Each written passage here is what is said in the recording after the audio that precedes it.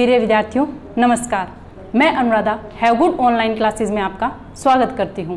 बच्चों, जैसे कि हमने पिछले क्लास में गृह विज्ञान के बारे में चर्चा की थी कि गृह विज्ञान हमारे लिए क्यों उपयोगी है और इससे हमें क्या क्या फायदे होते हैं, और इससे जुड़ी हुई जितनी भी जानकारी है अब हम विस्तृत रूप से पढ़ेंगे, जिसमें हमारा प्रथम अध्याय जो है वो रहेगा गृह विज्ञान की अवधारणा एवं क्षेत्र।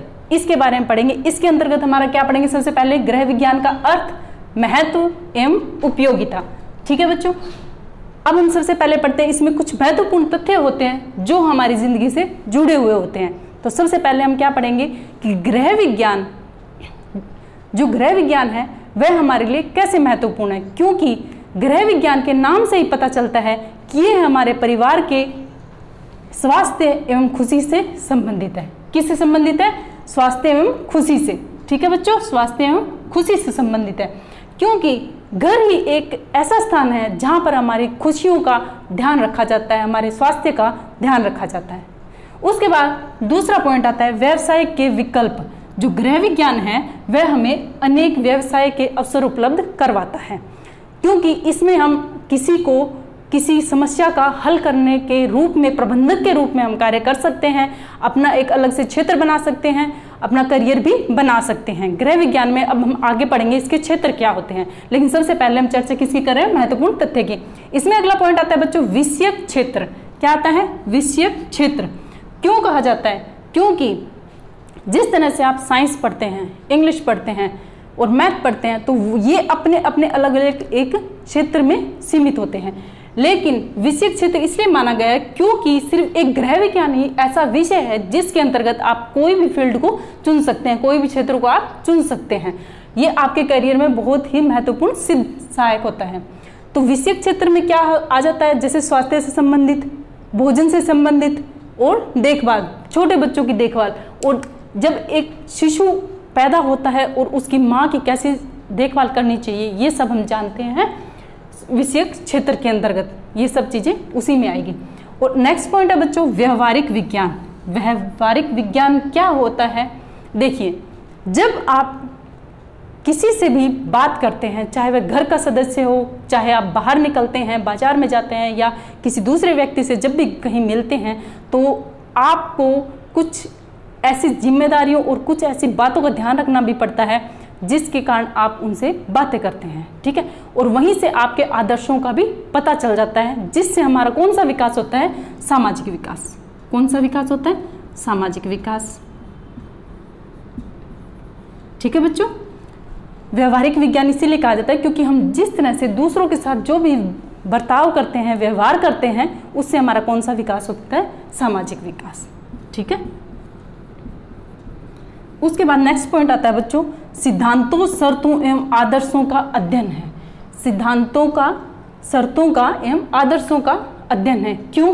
क्योंकि इसके कुछ सिद्धांत भी होते हैं। गृह विज्ञान, जिस तरह से हम साइंस की प्रयोगशाला में कोई भी कार्य क्रमबद्ध तरीके से करते हैं, उसी तरह गृह विज्ञान में भी हमें हर चीज को क्रमबद्धता से रखना पड़ता है, क्योंकि बिना रूल के, बिना रेगुलेशन के कोई भी चीज संभव नहीं होती है। तो इसमें कुछ सिद्धांत होते हैं जिनको हमें ध्यान रखना पड़ता है, कुछ शर्त होती है, कुछ आदर्श भी होते हैं जिनको हमें ध्यान रखना पड़ता है। ठीक है, उसके बाद कई अनुभवी शास्त्र रहे हैं जिन्होंने कुछ अपने अनुभव के आधार पर कुछ एक परिभाषा दी है, जिनमें से एक परिभाषा दी है डॉक्टर राजमल पी देवदास के अनुसार। इन्होंने क्या कहा है कि जो गृह विज्ञान है वो क्या है? मानवीय वातावरण, परिवार पोषण, संसाधनों के प्रबंध, मानव विकास, उपभोक्ताओं, क्षमताओं को सुधारने में मदद साबित करता है। जैसे गृह विज्ञान, ठीक है, हम पढ़ चुके हैं कि क्या परिभाषा होती है। उसके बाद मानवीय वातावरण को भी ये डिसाइड करता है कि आप कैसे इन्वायरमेंट में रह रहे हैं, और जो इन्वायरमेंट आपको मिल रहा है क्या आपके विकास के लिए वो उचित है, क्या आपके लिए वो लाभप्रद है। उसके बाद परिवार पोषण। परिवार पोषण क्यों जरूरी होता है बच्चों? पारिवारिक पोषण इसलिए जरूरी होता है क्योंकि अगर हमें किसी चीज में अगर अपनी इंपॉर्टेंस को दर्शाना होता है किसी भी फील्ड में, तो उसमें हमें परिवार पोषण जो है डेवलप करता है। क्यों करता है? क्योंकि जो हमारा आधार होता है, विकास का आधार होता है, ऑल अराउंड डेवलपमेंट, वो कहाँ से शुरू होता है? पोषण से। ठीक है, उसके बाद आता है संसाधनों के प्रबंधन। संसाधनों के प्रबंधन, जिस तरह से हमें हर चीज़ को मैनेज करना होता है, जिस चीज़ का हमें प्रबंधन करना होता है, उसका सबसे अधिक ज्ञान जो होता है पिता के साथ साथ माता को भी ध्यान रखना पड़ता है। मैं ये मानती हूँ कि माताओं को बहुत ज़्यादा प्रबंधन के रूप में अच्छे से मालूम होता है, जिस तरह से वो ध्यान रखती है कि हमें कम खर्च में किस तरह से हर चीज़ को समायोजित करना है। नेक्स्ट पॉइंट आता है बच्चों हमारा कि गृह विज्ञान को विश्व में अनेक नामों से जाना जाता है। गृह विज्ञान को विश्व में बात आई है और कितने नामों से जान सकते हैं, इनको हम अनेक नामों से जानते हैं जिनकी हम अभी अब चर्चा कर रहे हैं। सबसे फर्स्ट नंबर पे इसको किस नाम से जानते हैं? गृह कला, ठीक है। दूसरा पॉइंट आता है घरेलू विज्ञान के नाम से इसको जानते हैं। गृह कला इसलिए कहा जाता है क्योंकि हमारे घर में जब भी हम कोई भी चीज़ देखते हैं हर चीज़ व्यवस्थित रूप से हमें मिलती है, और जब भी हम घर में जाते हैं हमें हर चीज़ इतनी अच्छे से सजी हुई, घर में हर चीज़ प्रॉपर स्थान पे हमें मिलती है, जिसकी वजह से हमें हर चीज़ मिलने में आसानी हो जाती है और वो हमें अच्छी लगती है। गृह कला हर चीज़ में हमें एक आर्ट दिखाई देती है, ठीक है। घरेलू विज्ञान क्यों? क्योंकि हर चीज़ हमें साइंटिफिक रीज़न के अकॉर्डिंग रखनी पड़ती है। क्यों? क्योंकि अगर हम मान लीजिए, मैं आपको एक उदाहरण देती हूँ, अगर हम मान लीजिए किचन का सामान अगर हम ड्राइंग रूम में रख देते हैं या किसी और रूम में कोई और स्थान पर रख देते हैं, क्या वो सूटेबल होगा हमारे लिए? नहीं। लेकिन यही हमें चीज़ का ध्यान रखना पड़ता है कि कौन सी चीज़ कहाँ रखने के उपयोगी है, ठीक है। उसके बाद है घरेलू प्रशासन।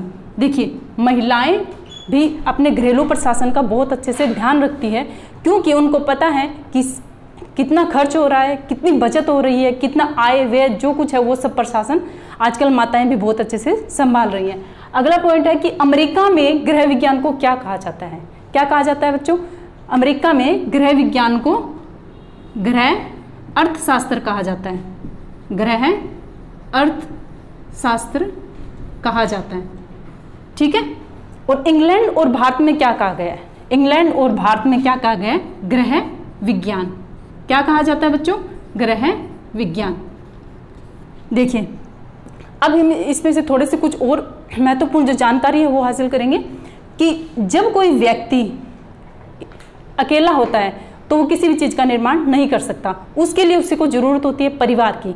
परिवार से क्या बनता है? समुदाय, और समुदाय से क्या बनता है? एक अच्छे राष्ट्र का निर्माण होता है। अगला पॉइंट हम पढ़ेंगे व्यक्तित्व का विकास होता है। व्यक्तित्व का विकास कैसे होता है बच्चों? कि जब कोई भी व्यक्ति अपनी पर्सनैलिटी डेवलपमेंट करता है, अपना खान पान का एक डेवलपमेंट करता है, तो उसको अपने चारों तरफ के विकास को ध्यान में रखते हुए रहना पड़ता है, और वही विकास हमारा व्यक्तित्व का विकास कहलाता है कि किस तरह से हम दूसरों से अपना बर्ताव करते हैं, हमारा किस तरह से व्यवहार करते हैं, किस तरह से हम रहना सहना खान पान, ये सब हमारी जो महत्वपूर्ण चीज़ें हैं वो सब किस में आते हैं? व्यक्तित्व के विकास में। अगला पॉइंट है सुख समृद्धि एवं शांति का प्रयोग। जैसे मान लीजिए जिस घर में सुख होगी, शांति होगी और समृद्धि होगी, वहीं अच्छे ग्रह का विकास होगा। अगला पॉइंट आता है महिलाओं के मुद्दों के प्रति जागृति। सबसे गृह विज्ञान का मेन मोटिव जो होता है बच्चों वो ये होता है कि जो आजकल महिलाएं हैं उनके मुद्दे हैं वो इतने इकट्ठे हो जाते हैं, लेकिन उनको अच्छे से समझने के लिए हमें एक ऐसे समाज का निर्माण करना पड़ता है जिसमें उनके मुद्दों के प्रति हम जागृति उत्पन्न कर सकते हैं, और जिस तरह से हम आगे चर्चा करें कि इसके उद्देश्य क्या होते हैं, क्षेत्र क्या होते हैं, ठीक है। अब आगे हम पढ़ेंगे इसके क्षेत्र के बारे में। तो ये सब हमने पढ़ा बच्चों, महत्वपूर्ण तथ्य क्या है और किसने इसमें परिभाषा दी है, तो ये सब आप लिख लीजिएगा। और इससे और आगे हम इसके क्षेत्र के बारे में पढ़ते हैं, तो उसको भी हम अभी पढ़ते हैं। अब हम पढ़ेंगे इसके क्षेत्र के बारे में। गृह विज्ञान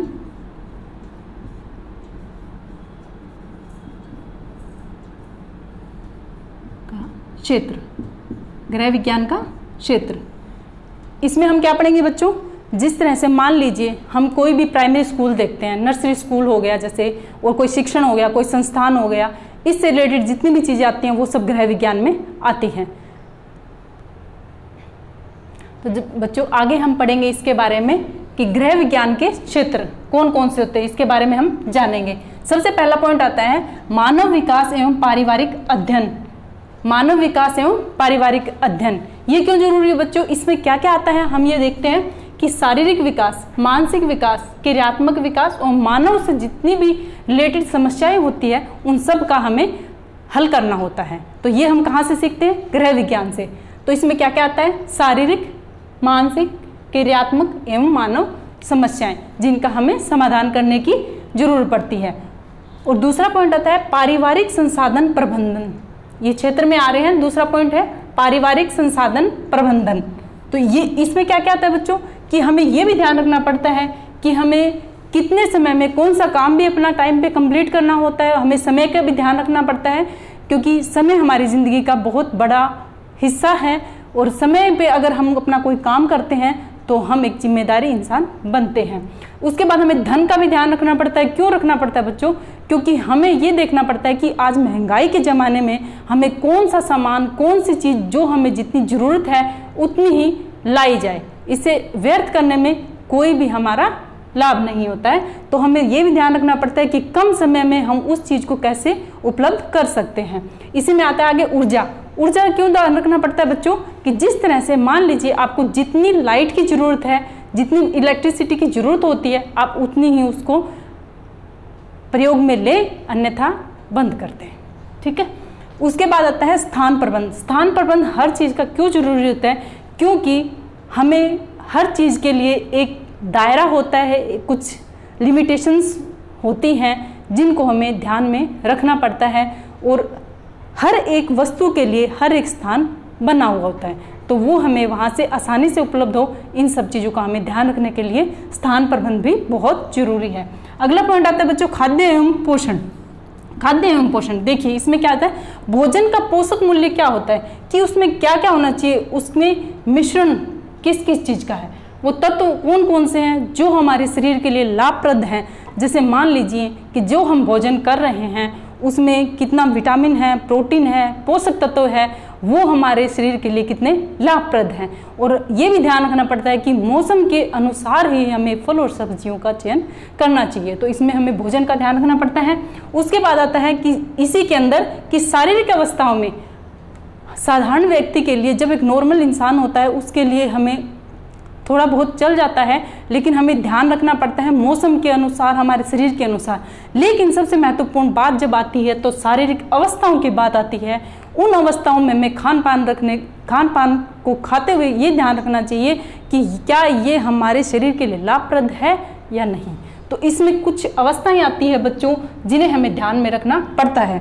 जैसे मान लीजिए सबसे पहली अवस्था आती है शैशवावस्था। इसमें बच्चे का ध्यान रखना पड़ता है कि वो अपनी माँ का जो दूध पीता है क्या वो उसके लिए सही है, नहीं है, कितना पी रहा है, कैसे पी रहा है, क्या मतलब जितनी भी इससे जुड़ी हुई समस्याएं हैं वो उनका भी हमें ध्यान रखना पड़ता है। बाल्यावस्था में बच्चे का खान पान जो है वो हमें शुरुआती दिनों में किस तरह का रखना चाहिए, वो सब इनमें ध्यान रखना चाहिए कि हमें नरम खाना देना चाहिए। जितना सॉफ्ट हम भोजन देंगे बच्चों को उतना अच्छे से डाइजेस्ट होगा, वो भी थोड़े थोड़े अंतराल में देना होता है। उसके बाद आती है किशोरावस्था। ये हमारे जीवन का महत्वपूर्ण काल माना जाता है। इसे तूफान एवं संघर्ष की अवस्था भी कहा जाता है, क्योंकि यहाँ पे हमारे इतने हार्मोन्स चेंज होने लग जाते हैं जिसके कारण हमें अपने शारीरिक और मानसिकता का बहुत अच्छे से ध्यान रखना पड़ता है, जिसमें महत्वपूर्ण योगदान होता है बच्चों भोजन का। ठीक है। उसके बाद आती है प्रौढ़ावस्था। देखिए बच्चों, आप घर में रहते हैं, आप भी अपने बड़े बुजुर्गों को, आपके दादा दादी, नाना नानी सब रहते हैं, लेकिन उनके देखिए कि अब उनमें जो ऊर्जा का एक स्तर होता है वो धीरे धीरे कम होने लग जाता है और उनको भोजन पचने में दिक्कत आने लग जाती है। तो उस दौरान भी हमें किस तरह का भोजन देना चाहिए वो हमें ध्यान रखना चाहिए। ठीक है। उसके बाद अपना पॉइंट आता है बच्चों, फोर्थ पॉइंट है वस्त्र एवं परिधान। देखो बच्चों, जब हम वस्त्रों का चयन करते हैं तो हमें काफ़ी चीज़ों का ध्यान रखना पड़ता है। जैसे मान लीजिए हमें कोई चीज़ अच्छी लगती है, मान लीजिए कपड़े में आप जब खरीदने जाते हैं तो आपको कोई भी कलर अच्छा लग जाता है, कोई किसी का डिज़ाइन अच्छा लग जाता है, लेकिन महत्वपूर्ण जब बात आती है हमें ये नहीं है कि कोई कपड़ा कितना आकर्षित लग रहा है, लेकिन हमें मौसम के अकॉर्डिंग अपने वस्त्रों का चयन करना चाहिए। उसमें ये देखना पड़ता है कि उसमें रेशे कैसे हैं, उसमें धागे कैसे हैं, उसकी बुनाई कैसी है, उसकी कताई, उसकी कढ़ाई, उसकी हर चीज़ का ध्यान रखना पड़ता है। जैसे मान लीजिए इसमें और भी चीज़ें आती है कुछ इसमें रंगों का प्रयोग किया जाता है। आजकल हर कपड़े में रंग किया जाता है। क्या उस रंग में कितने केमिकल है क्या आप जानते हो बच्चों? और उन्हीं केमिकल से हमारे शरीर की चमड़ी पर जो हमारे शरीर पे इफेक्ट आता है, जैसे मान लीजिए एलर्जी हो जाती है, ठीक है। इस तरह से हमारे अन्य रोगों से लड़ने की क्षमता भी कम होने लग जाती है। लेकिन हमें इसमें यह ध्यान रखना पड़ता है कि जब हम कोई भी कपड़े का चयन करते हैं तो हमें ध्यान रखना चाहिए कि हमें किस मौसम में किस वस्त्र का उपयोग करना चाहिए, ठीक है।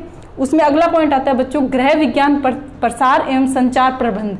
इसमें पहला पॉइंट आता है प्रसार शिक्षा में कार्यक्रम नियोजन। इसका ध्यान रखना पड़ता है कि जैसे मान लीजिए परिवार नियोजन की अगर हम बात करते हैं तो जैसे आपने सुना होगा कि छोटा परिवार सुखी परिवार। जिस तरह से मान लीजिए जितना छोटा परिवार होगा उतना सुखी परिवार होगा, लेकिन जितना बड़ा परिवार होगा उसमें कितनी समस्याएं आएगी कि ना उनकी कोई शिक्षा पूर्ण हो सकती है, ना उनकी कोई इच्छा पूर्ण हो सकती है, और वो हर चीज़ से वंचित रह जाते हैं। इसमें अगला पॉइंट आता है मूल सिद्धांत, और अगला पॉइंट आता है दृश्य श्रव्य सामग्री। मूल सिद्धांतों का इसलिए ध्यान में रखना पड़ता है बच्चों क्योंकि इसमें कुछ ऐसे सिद्धांत होते हैं जिनके आधार पर ही हम हर चीज़ का चयन करते हैं। दृश्य श्रव्य सामग्री, जैसे मान लीजिए बच्चों आप कोई भी विज्ञापन को देते हैं छपाने के लिए, और कोई भी विज्ञापन को जब देखते हैं तो सबसे महत्वपूर्ण योगदान रहता है कि अगर आप कोई भी विज्ञापन को टीवी में मोबाइल में देखते हैं तो आपको क्या दिखता है कि जिस तरह से आप टीवी में देखते हैं तो आपको जो पीछे का म्यूज़िक है, पीछे का बैकग्राउंड म्यूज़िक है, संगीत है, कितना अट्रैक्टिव कर रहा है, कितना आपको आकर्षित कर रखा है। और जो दृश्य सामग्री होते हैं, जैसे मान लीजिए कोई पैम्पलेट बनती है, कोई आपके बोर्ड दिखाई देता है, उसमें कितना अट्रैक्टिव, कितना आकर्षक रूप उसको लिए हुए दर्शाता है और वो हमें अपनी ओर खींचता है। इसमें अगला पॉइंट आता है सामाजिक कार्यक्रम। हमें ये ध्यान रखना पड़ता है बच्चों कि सामाजिक कार्यक्रम में हम अपना योगदान कितना देते हैं, समाज कल्याण के लिए हम कितनी क्या क्या व्यवस्थाएं कर सकते हैं, कितना हम किसी दूसरे लोगों का सहयोग कर सकते हैं। इसी में अगला हम जानेंगे कि गृह विज्ञान में शिक्षा का क्या महत्व है। गृह विज्ञान में शिक्षा का क्या महत्व है? देखिए बच्चों, जब हम सबसे पहले पॉइंट की बात करते हैं वो होता है ज्ञान, कि हर चीज़ का जब हमें ज्ञान होता है, एक टेक्निकल नॉलेज होती है, तकनीकी ज्ञान, वो बहुत ही आवश्यक होता है। इसी में साथ में आता है कि हमारे अंदर स्किल्स क्या क्या है, स्किल्स डेवलपमेंट। मान लीजिए कौशल विकास कितना है। मान लीजिए कि जैसे आपका अगर कोई इंटरेस्ट है, किसी ऐसी चीज़ के प्रति रुचि है, खेल के प्रति, चित्रकला के प्रति, या साइंटिस्ट में प्रयोग करने के लिए जितनी भी आपकी रुचियां हैं वो सब आपका एक कौशल विकास आता है। इसमें हमें सांस्कृतिक मूल्यों का पता चलता है। जैसे मान लीजिए हमें जीवन यापन करने के लिए किन किन चीज़ों का ध्यान में रखना पड़ता है। इसके बाद आता है व्यवहारिक विज्ञान, की हमें दूसरों के साथ कैसा बर्ताव करना चाहिए। जब हम समाज में किसी के साथ अपना तालमेल बिठाते हैं तो उसके साथ हमें कैसा अपना व्यवहार रखना चाहिए। उसके बाद नेतृत्व गुण। नेतृत्व लीडरशिप की क्वालिटी बच्चों हर किसी को अच्छी लगती है, और हर किसी में क्वालिटी है और होती भी है। आप में भी बहुत क्वालिटियाँ हैं, ठीक है। तो आप भी नेतृत्व गुण का एक जज्बा रखते हो। जैसे मान लीजिए आपको कोई काम दे दिया जाता है तो आप उसको बड़ी ही जिम्मेदारी से निभाने की चेष्टा करते हो। उसके बाद आता है कि आप जिम्मेदार नागरिक कितने हो। जिम्मेदार नागरिक से मतलब ये है कि एक जब आप अपना कोई भी काम समय से या पूरे अच्छे ढंग से करते हैं तो आपको जिम्मेदार नागरिक समझा जाता है, और आप जिम्मेदार नागरिक होने की जिम्मेदारी भी निभाते हैं। उसके बाद बच्चों हम ध्यान रखते हैं इसमें कुछ, जैसे भोजन और स्वास्थ्य हो गया, ठीक है, कि हमें ये भी ध्यान रखना पड़ता है गृह विज्ञान में कि भोजन और स्वास्थ्य का हमारा कितना लिंक होता है एक दूसरे के साथ, कि भोजन के ऊपर ही हमारा स्वास्थ्य निर्भर होता है। और इसमें क्या होता है बच्चों कि हम अपने सबसे मोस्ट इम्पोर्टेंट है कि व्यक्ति के व्यक्तित्व का विकास होता है, जिससे हमारे एक पहचान प्राप्त होती है दूसरे लोगों को कि हम किस तरह के वातावरण से लिंक रखते हैं, किस वातावरण से संबंधित रहते हैं। उसके बाद हम इसके बाद हम पढ़ते हैं कि इसकी उपयोगिता क्या क्या है, ठीक है। उसके बाद हम बात करते हैं उपयोगिता की। तो उपयोगिता में बच्चों हम पढ़ेंगे कि उपयोगिता में क्या क्या आता है।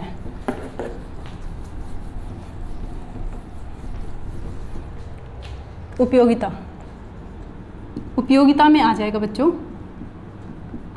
सबसे पहला पॉइंट आएगा शिक्षण एवं संस्थान। क्या आएगा? शिक्षण एवं संस्थान। ये सब क्यों जरूरी है बच्चों? क्योंकि जब हमें किसी चीज़ के बारे में किसी को ज्ञान देना होता है तो प्रथम जो हमें कदम उठाना पड़ता है वो हमें कहाँ से शुरू करना पड़ता है? शिक्षा से। जब हम किसी चीज़ के बारे में किसी को जानकारी उपलब्ध करवाते हैं तो वो हम शिक्षा के जरिए से ही करवा सकते हैं। इसमें क्यों होता है? क्योंकि संस्थान शिक्षण से हमने डिफाइन कर लिया कि क्या आता है। संस्थान क्यों जरूरी है? क्योंकि हमें ये समय समय पर हमारे क्षेत्र के अकॉर्डिंग हमें रोजगार के अवसर प्रदान करता है। ठीक है, समय को कायम रखने का एक माध्यम होता है। दूसरा पॉइंट आता है बच्चों नर्सरी स्कूल। क्या आता है? नर्सरी स्कूल, जिसको हम प्राइमरी स्कूल भी बोलते हैं।